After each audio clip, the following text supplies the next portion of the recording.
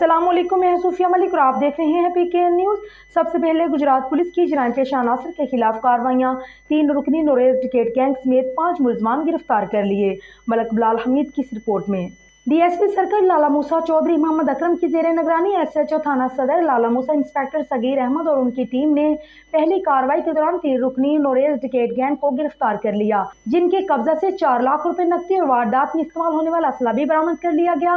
गिरफ्तार मुलजमान में नोरेज, यासर और अब्दुल्ला शामिल हैं, जबकि दूसरी कार्रवाई के दौरान शराब पीकर हवाई फायरिंग करने वाले मुलजिम अब्दुल हफीज को असला समेत गिरफ्तार करके मुकदमा दर्ज कर लिया।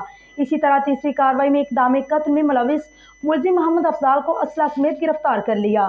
तमाम मुलजमान के खिलाफ मुकदमा दर्ज करके मज़ीद तहकीकात का आगाज कर दिया गया है।